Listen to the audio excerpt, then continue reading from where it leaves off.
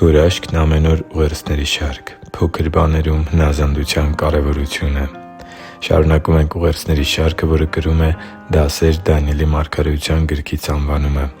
Մեր նախորդ ուղերձի մեջ մենք տեսանք Դանիելի ու նրա ընկերների քաջությունը և անգամ ամենածանր ու վտանգավոր իրավիճակում Աստծու կամքը համընդհանուր ընդունված չափանիշներից ու պահանջներից բարձր դնելու սկզբունքայնությունը։ Սիրելի՛ բարեկամ, այս ուղերձի մեջ առաջարկում եմ կենտրոնանալ քչի մեջ հավատարմության աստվածաշնչյան սկզբունքի վրա, որը հենց Տեր Հիսուսն էր սովորեցնում։ Փոքր բաներում հնազանդության սկզբունքայնությունը դռներ է բացում մեծ առաքելությունների համար։ Ղուկասի ավետարան 16:10 խոսքում Տեր Հիսուսը սովորեցնում էր. «Քիչ բանի մեջ հավատարիմը շատի մեջ էլ է հավատարիմ,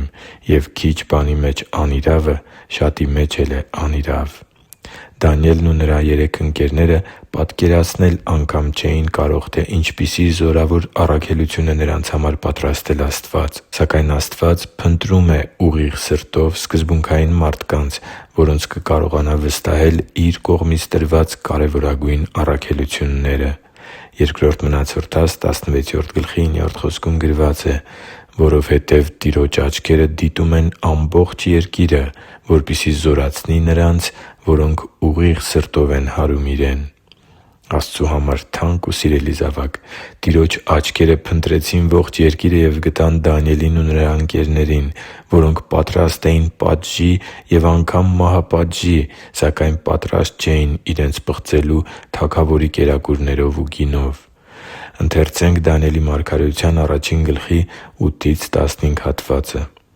«Դանիելն իր սրտում որոշեց, որ իրեն չպղծի թագավորի կերակուրով և նրա խմած գինով, և ներքինապետին խնդրեց, որ թույլ տա դրանցով իրեն չպղծի։ Եվ Աստված ներքինապետի առաջ Դանիելին շնորհք ու ողորմություն տվեց։ Եվ ներքինապետը Դանիելին ասաց. «Ես վախենում եմ իմ տեր թագավորից, որ սահմանել է ձեր ուտելիքն ու խմելիքը։ Ինչո՞ւ նա ձեր դեմքը գունատ տեսնի ձեր հասակակից տղաների դեմքերից և թագավորի առաջ իմ գլուխը վտանգեք»։ Եվ Դանիելն ասաց վերահսկիչին, որին ներքինապետը նշանակել էր Դանիելի, Անանիայի, Միսայելի և Ազարիայի վրա. «Աղաչում եմ, մի 10 օր փորձիր ծառաներիդ և թող մեզ ուտելու համար բանջարեղեն և խմելու համար ջուր տան։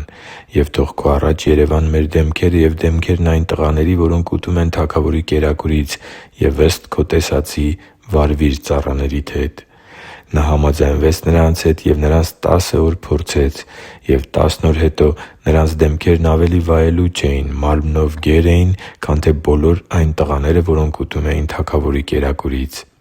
Մեծ առաքելության նախապատրաստությունը սկսվում է փոքր բաներում Աստծու կամքին հնազանդվելու մեր պատրաստակամությունից։ Ես հավատում եմ, որ Աստված մեզնից յուրաքանչյուրի համար մեծ առաքելություն է պատրաստել։ Սակայն հավատում եմ նաև, որ Նա փնտրում է մարդկանց, որոնք փոքր բաներում հավատարմությամբ ի ցույց են դնում իրենց սերն ու նվիրումը Տեր Աստծու հանդեպ։ Իսկ դու հավատարի՞մ ես Տեր Հիսուսի ուսուցումներին ու փոխանցած սկզբունքներին փոքր ու աննշան թվացող բաներում։